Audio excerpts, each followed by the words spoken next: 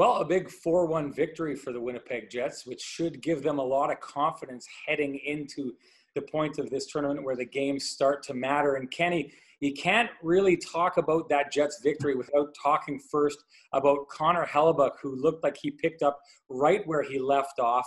You know, it's interesting how a goaltender can do that, to go through one of the most unprecedented stoppages in the history of the NHL and look like he hasn't missed a beat. How did Connor Hellebuyck do it?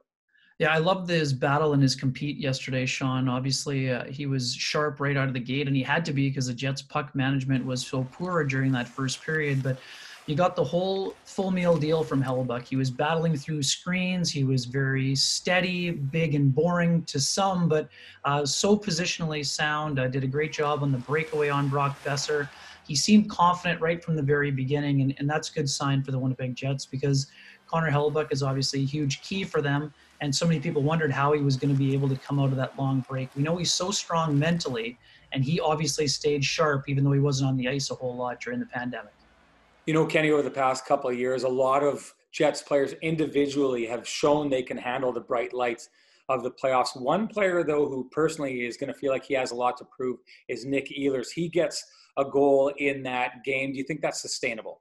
I do, Sean. I think this is going to be a breakout playoffs for Nikolaj Ehlers. We know he has only the 7 assists in 21 playoff games, but he's evolved in his game, and that's what we saw on the goal. I mean, net drive, getting up a rebound, going to the greasy areas, using his speed all over the ice. We know he's missed a little bit of time during training camp with a lower body injury and left the game early, which was a concern for many, but Paul Maurice was quite adamant in suggesting that this was totally a precautionary move and that he would be ready to go this weekend. So we'll certainly be watching him closely, but I'm with Paul Maurice. I think that Nikolaj Ehlers scores early and often against the Flames. Kenny, if you look at that Jets victory, it looked like, you know, about 30 Jets victories we've seen over the last 2 years. They come out of the gate slow. They look like they're having problems getting out of their own zone. They survive on good goaltending. They get opportunistic goals. And then they start leveraging the teams that are trying to get back into the game as they open up. The Jets know how to pounce on teams like that.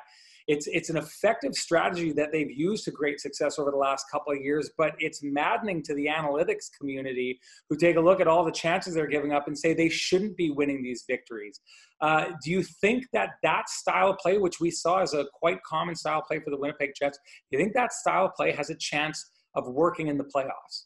Yeah, I think we've touched on the puck management needs to be better, obviously, and I don't think the Jets will, want to give up 38 to 40 shots per night. But we know that Connor Hellebuyck, flourishes on activity, so he can handle it when the Jets are struggling out of the gate. But they're going to want to tighten up defensively for sure. But as you mentioned, the opportunistic nature of their offense is something that doesn't really go away because of the skill that they have. I thought Jack Roslovic was outstanding on that line with Adam Lowry and Andrew Kopp.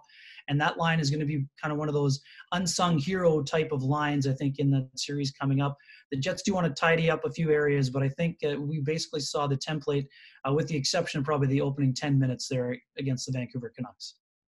Well, these questions that so many people have are whether this is going to work, whether it's not going to work. The best part about this is it's not long, not far away from having those questions answered as they kick off their play-in round against the Calgary Flames on August 1st.